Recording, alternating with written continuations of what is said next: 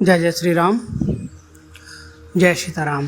दोस्तों, आप सभी लोग जानते हैं कि 22 जनवरी को अयोध्या में राम मंदिर का उद्घाटन होने वाला है, जिसके उपलक्ष्य में सभी लोगों के घर पर पीले चावल का निमंत्रण भिजवाया गया है। पीले चावल के साथ में ध्वजा भी भिजवाई गई है, साथ ही में भगवान राम का आशीर्वाद भी पहुंचाया गया है। पर दोस्तों, यहाँ पर एक बहुत बड़ा प्रश्न निकल कर आता है कि सभी भारतवासियों के घर पर पीले चावल तो पहुँच गए हैं आमंत्रण के रूप में कि राम मंदिर के उद्घाटन में आप सभी लोगों को ज़रूर आना है। पर दोस्तों, उन पीले चावलों का आखिर हमें क्या करना है? देखिए, कई सारे लोग यह बात भी कहेंगे कि भाई हमारे पास तो बहुत ही कम चावल के दाने आए हैं। कुछ लोग यह कहेंगे भाई हमारे पास तो भरपूर मात्रा में चावल के दाने आए हैं, मतलब निमंत्रण स्वरूप आए हैं। तो दोस्तों, अब यह प्रश्न निकल कर आता है कि इन पीले चावलों का आखिर हमें करना क्या है। दोस्तों, यह बात आप सभी लोग भी जानते हैं कि पंडित जी भी कितने सारे उपाय बताते हैं जो कि अक्षत से जुड़े हुए होते हैं, अर्थात चावल से जुड़े हुए होते हैं। और चावल भगवान शिव पर जब चढ़ते हैं तो उसका एक अलग ही महत्व होता है। अब यहाँ पर तो बात राम मंदिर अयोध्या की आ रही है, वह भी पीले चावलों की, इसलिए उनका महत्व और भी ज़्यादा बढ़ जाता है। अगर दोस्तों यही चावल आप लोगों के घर पर आए हुए हैं तो इन चावलों को हमें करना क्या है? क्या एक जगह रख देना है? क्या कहीं पर रख देना है? क्या करें हम इनका? तो इसी की जानकारी हम आपको आज की इस वीडियो में बताने वाले हैं। आप लोग भी गलती मत करना, यह चावल बहुत ही ज़्यादा कीमती है। अगर आपके पास यह चावल हैं तो आप यह समझना कि पूरी दुनिया की ताकत आपके पास है, सोना चांदी का भंडार आपके पास है, क्योंकि इन पीले चावलों में इतनी ताकत है क्योंकि वह चावल अयोध्या से आए हुए हैं। और जिन लोगों को अभी तक यह पीले चावल नहीं मिले हैं तो उनको क्या करना है वह भी हम आपको बताते हैं। देखिए, सबसे पहले चीज़, अगर आप लोगों के घर पर भी पीले चावल पहुंच गए हैं जो कि अयोध्या राम मंदिर के उद्घाटन के हैं, तो आप यह समझिए कि आप बहुत किस्मत वाले हैं। भगवान राम स्वयं आपके घर पर आए हुए हैं। यह बात आप सभी लोग जानते हैं कि 22 जनवरी को हमें आमंत्रण के स्वरूप में पीले चावल मिल गए हैं और हम उस आमंत्रण के अवसर पर जो है सीधा राम मंदिर अयोध्या नहीं जा सकते हैं, क्योंकि 22 जनवरी को इतनी ज़्यादा संख्या में लोग अगर जाएंगे तो वहाँ पर व्यवस्थाएं पूरी तरह बिगड़ जाएंगी। आप सभी लोग जानते हैं कि करोड़ों लोग वहाँ पर जा सकते हैं, पर हमारे देश के प्रधानमंत्री जी ने वहाँ पर जाने से अभी सभी को फ़िलहाल मना किया हुआ है। तो उस जगह पर हम क्या करें? कई सारे लोगों ने इस बात को सुनकर ही अपने जाने के प्लान को कैंसिल किया है। तो उस जगह पर हम क्या करें? तो उसी जगह पर हमारे काम आते हैं यह पीले चावल।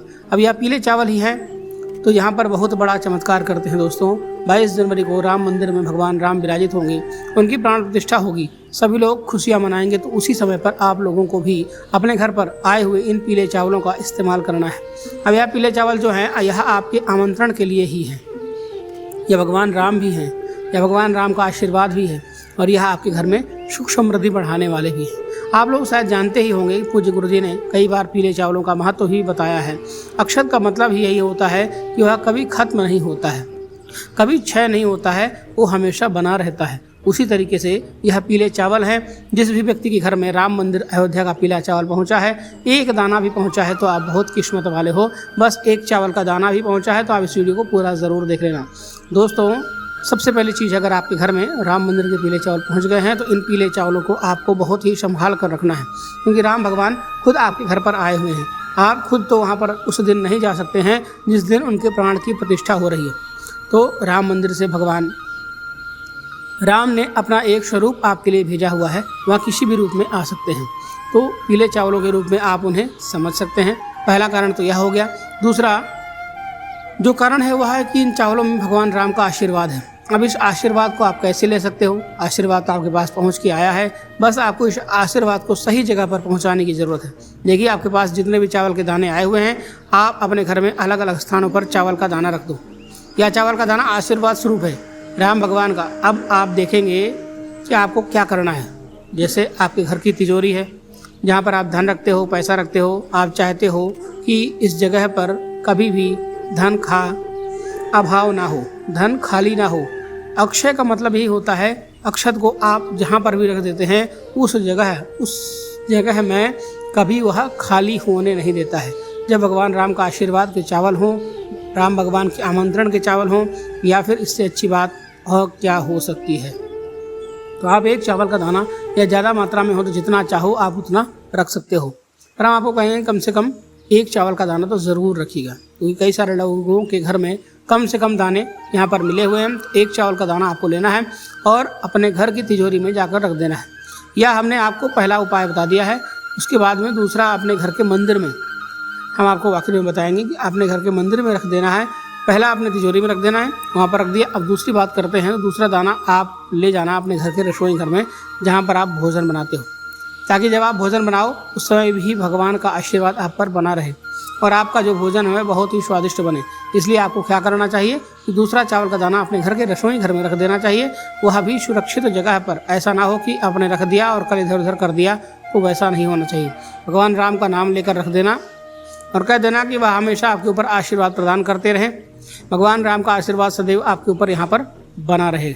उसके बाद में दोस्तों, अब आप लोगों को वहाँ पर रखना है जहाँ पर खाने पीने का सामान रखा जाता है, जैसे चावल, गेहूँ, अनाज जहाँ पर रखा जाता है वहाँ पर भी आप एक चावल का दाना रख सकते हैं। जहाँ पर भी आप इस चावल के दाने को रखेंगे उस जगह में कभी भी अनाज की कमी नहीं होगी।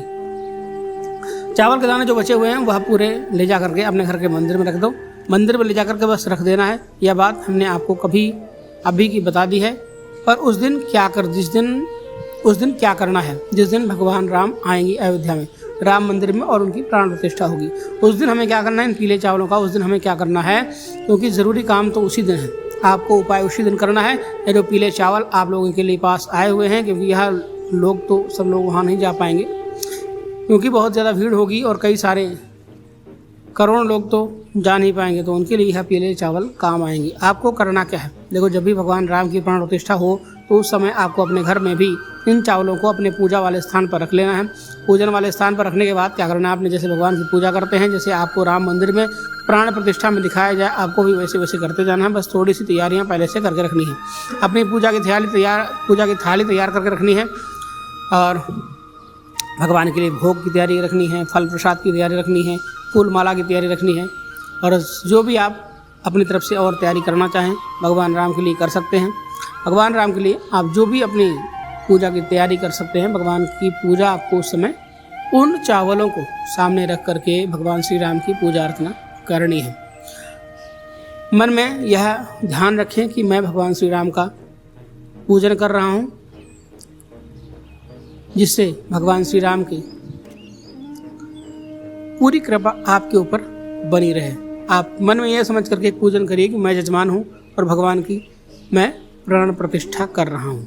मन में यह ध्यान करें।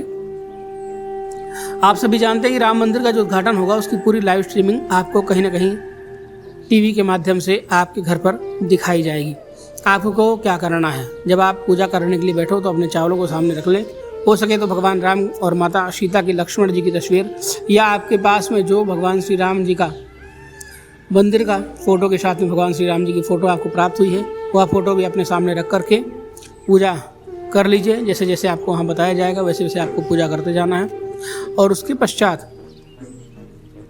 आपने उन अक्षतों को भगवान श्री राम जी का स्वरूप मान करके पूजा करनी है और उन्हीं से बाद में आपको आशीर्वाद की कामना करनी है कि आपके घर पर किसी भी प्रकार की समस्या ना हो, आपके घर पर किसी भी प्रकार की तकलीफ ना हो, जीवन में कभी भी धन दौलत की कमी ना हो, घर में सुख शांति हमेशा बनी रहे।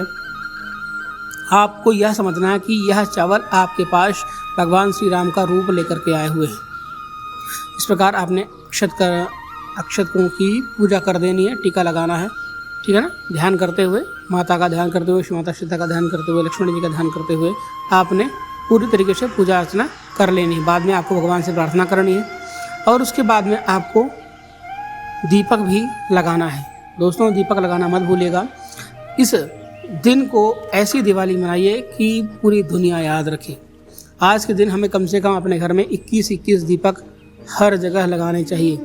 आपके घर के दरवाजे पर, मुख्य द्वार पर, घर के रसोई घर में, अपने घर के अंदर कमरों में, सब जगह पूरी तरीके से जैसे आप दिवाली के दिन भगवान की पूजा अर्चना करने के बाद दीपक जलाते हैं, उसी प्रकार इस दिन अभी आपको भगवान श्री राम की पूजा अर्चना करने के बाद दीपक दान करना है। 21, 51, 108 जितना भी आप दीपक जला सकते हैं, बढ़िया तेल के दीपक जला करके भगवान की आराधना करें, उनसे प्रार्थना करें कि आप हमारे घर पर पधारे हैं और हम आपका स्वागत कर रहे हैं। तो दोस्तों, ऐसा अवसर आपको बार बार नहीं मिलता, क्योंकि ऐसा अवसर इस मनुष्य जाति को ही सिर्फ मिला है, और वह भी 500 वर्षों के बाद।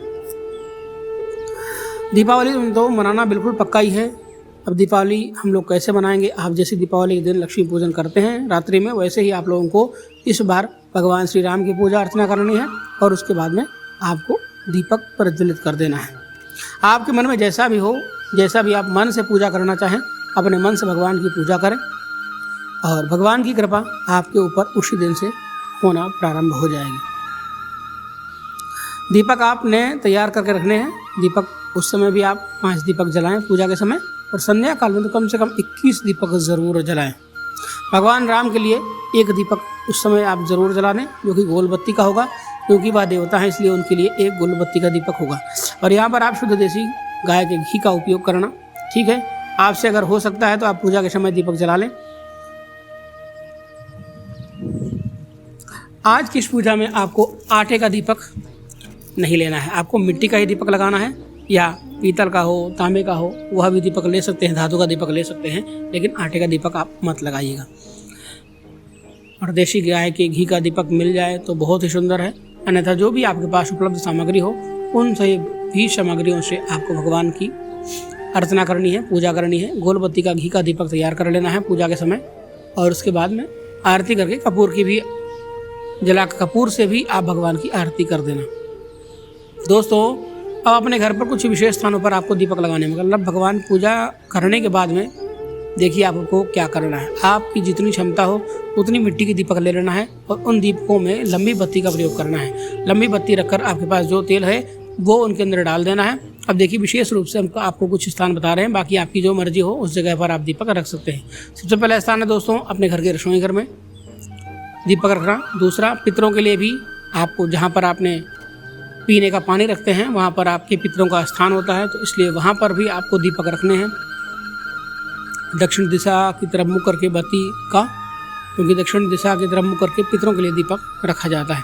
दूसरे दीपक की बात करें तो वह आप लोग अपने घर में जो तुलसी माता है वहाँ पर रख देना, घर के मुख्य द्वार पर रख देना, और साथ में अपने सभी घर के ऊपर नीचे जहाँ जहाँ भी आप रख सकते हैं वहाँ पर आप साफ जगह में बढ़िया दीपक जला देना।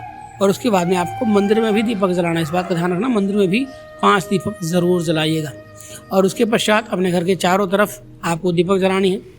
और उसके बाद अगर आप आतिशबाजी करना चाहते हैं तो बिल्कुल कर सकते हैं, क्योंकि इस दिन किसी का भी रोक टोक नहीं है। दीपावली के दिन मनाही है, आज के दिन कोई मनाही नहीं है।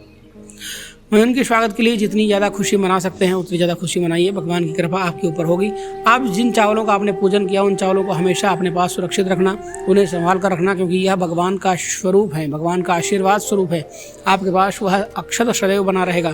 बस दोस्तों, यही जानकारी हम आपको आज की इस वीडियो में देना चाह रहे थे। आपके मन में कोई भी प्रश्न है तो हमसे कमेंट करके पूछ सकते हैं। मिलते हैं एक नई वीडियो में एक नई जानकारी के साथ, तब तक के लिए धन्यवाद। हर हर महादेव, श्री शिवाय नमस्तुभ्यम। जय जय श्री राम।